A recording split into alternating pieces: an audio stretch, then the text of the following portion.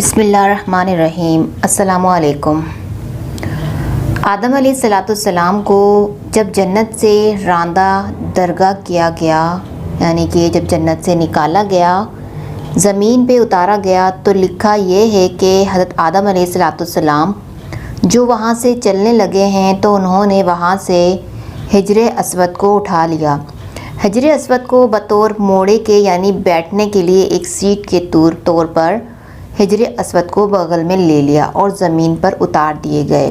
اور دوسری روایت میں آتا ہے کہ جس رات میں آدم علیہ السلام کو آسمان سے زمین پر اتارا گیا تو اس رات میں حضرت آدم علیہ السلام بڑے وحشت محسوس کر رہے تھے، بڑی مایوس، اور پوری اس دنیا کی ہو کے عالم میں اکیلے رات کو بیٹھتے ہیں اور بڑی ایک مایوسی اور وحشت طاری ہے۔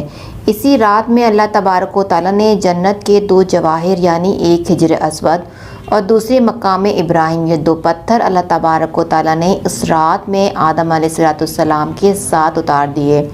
جب صبح کی روشنی پھیلی ہے تو آدم علیہ السلام نے اپنے پاس یہ دونوں پتھر پڑے دیکھے، پہچان گئے کہ یہ تو جنت کے میرے ساتھی ہیں، کہ جنت کے جواہرات میں سے آپ نے دونوں کو لے کر سینے سے لگا کر ان کو بغل گیر ہو گئے۔ اس سے تسکین حاصل کرنے لگے کہ یہ وہ جنت کا ایک سامان میرے ساتھ آ گیا ہے۔ اس طریقے سے اللہ نے ان دونوں پتھروں کو زمین پر اتارا۔ اور عجیب بات یہ ہے، ایک حدیث میں آتا ہے کہ آدم علیہ السلام جو حجر اسود لے کر آئے تھے، اصل میں حجر اسود ایک فرشتہ تھا۔ جب آدم علیہ السلام کو جنت میں اللہ تبارک و تعالیٰ نے آباد کیا، ایک فرشتے کی نگرانی لگا دی۔ آدم علیہ السلام کی نگرانی کرے کہ وہ ان تمام کی تمام جنتی ان کے لیے مباح ہیں، لیکن یہ جو ایک درخت ہے، اس درخت کے کھانے سے ان کو منع کیا گیا ہے، تو تم اس کی نگرانی کرتے رہو، کہیں آدم علیہ السلام اس درخت کا پھل نہ کھائیں۔ چنانچہ یہ فرشتہ جو ہے وہ آدم علیہ السلام کی نگرانی کرتا رہا، تو آدم علیہ السلام بھی محتاط رہے اور جنت کے اندر وقت گزرتا رہا۔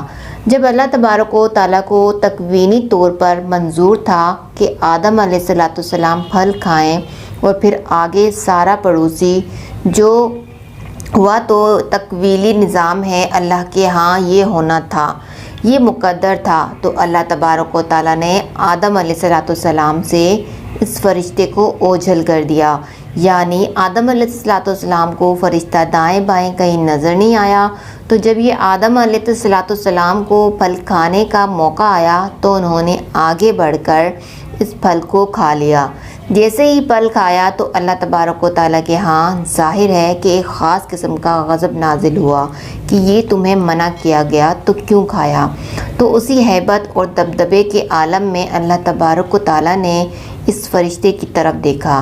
جب اس ہیبت کے عالم میں اس فرشتے کو دیکھا ہے تو فرشتہ خوف سے پتھر بن گیا اور وہ حجر اسود کی شکل کے اندر قائم ہو گیا، اور جس کو آدم علیہ السلام زمین پہ لائے، اس کی تائید ایک دوسری صحیح حدیث یہ ہوتی ہے کہ نبی کریم صلی اللہ علیہ وسلم فرماتے ہیں کہ کل روز قیامت میں جب حجر اسود میدان حشر میں آئے گا تو اس کے دو کان ہوں گے، اس کی دو آنکھیں ہوں گی، اس کی زبان ہوگی، باقاعدہ ہاتھ ہوں گے، گویا کہ پورے ہاتھ پیر کے ساتھ یہ میدان حشر کے اندر پہنچے گا۔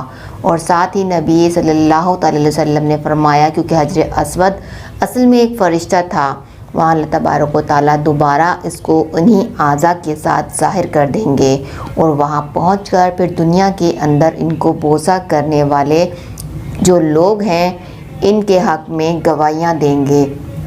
تو معلوم ہوا کہ حجر اسود ایک فرشتہ ہے کہ دنیا کے اندر جو لوگ ہیں جو اس کو بوسہ دیتے ہیں اور وہ تختی پر نوٹ ہو جاتا ہے کہ اس آدمی نے مجھے بوسہ دیا، اس کے گناہ معاف کر دیے گئے ہیں، تو کل بروز قیامت میں وہ اس کی گواہی دے گا۔ اور مزے کی بات یہ ہے کہ دنیا کے اندر ایک بہت بڑے محدث گزرے ہیں، وہ یہ کہتے ہیں کہ میں مکہ کے اندر حرم میں حجر اسود کے قریب، کعبہ کے قریب ایک عرصے تک رہا، تو میں نے ایک مرتبہ عجیب منظر دیکھا کہ یہ حجر اسود وہاں سے نکلا، حجر اور اس کے دونوں ہاتھ تھے، پیر تھے، اس کے کان اور پوری ایک انسانی شکل میں نکلتا ہے۔ وہ نکلا اور کافی دور تک ٹہلتا ہوا دوبارہ وہ اسی جگہ قائم ہو گیا اور اسی طرح پتھر کی شکل اختیار کر دی۔ اس روایت سے تائید ہو گئی کہ جو اس بہت بڑے محدث نے یہ نظارہ دیکھا تو معلوم ہوا ہے۔ حدیث میں آتا ہے کہ جب حجر اسود کو کوئی حج یا عمرہ کرنے والا بوسہ دیتا ہے تو حقیقت میں وہ اللہ سے مصافحہ کرتا ہے، اللہ سے سلام کرتا ہے، تو سلام کرنے کے نتیجے میں اللہ تبارک و تعالیٰ اس کے سارے گناہوں کو معاف کر دیتے ہیں، جیسے خود ایمان والے جب آپس میں ایک دوسرے سے مصافحہ کرتے ہیں۔ حدیث میں آتا ہے کہ ان دونوں کے الگ ہونے سے پہلے، ان کے مصافحے الگ ہونے سے پہلے اللہ گناہ معاف کر دیتے ہیں، تو وہاں حجر اسود کو مصافحہ گویا اللہ سے مصافحہ ہے، تو اللہ سے مصافحہ اور گناہ معاف نہ ہو، یہ کیسے ہو سکتا ہے؟ اس سے اللہ تبارک و تعالیٰ گناہوں کو معاف کر دیتے ہیں۔ تو یہ حجر اسود وہ فرشتہ ہے جو ہر بوسہ دینے والے کی تفصیلات کو نوٹ کر لیتا ہے۔ تو اللہ سے دعا ہے کہ اللہ تبارک و تعالیٰ ہمیں حجر اسود کا سلام اور اس کو بوسہ لینے کی سعادت نصیب فرمائے، آمین۔ لیکن اس میں شریعت کا مسئلہ لکھا ہے کہ اس کے لیے آپ کسی دوسرے کو تکلیف دے کر اس کا بوسہ نہ لیں۔ تکلیف دے کر بوسہ لیں گے تو ظاہر ہے بوسہ لینا ایک مستحب عمل ہے، لیکن تکلیف دینا حرام ہے۔ حرام کام کر کر ایک مستحب حاصل کریں گے، اللہ تبارک و تعالیٰ کے آگے اس کی کوئی قیمت نہیں۔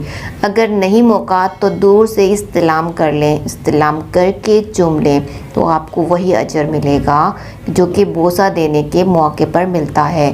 اللہ سے دعا ہے اللہ تبارک و تعالیٰ ہمیں اس پر عمل کرنے کی توفیق عطا فرمائے، آمین ثم آمین۔ یہ تھی ہماری آج کی چھوٹی سی ویڈیو۔ پسند آئے تو لائک کر کے ہماری حوصلہ افزائی ضرور کریے گا۔ اپنا خیال رکھیے گا۔ اللہ حافظ۔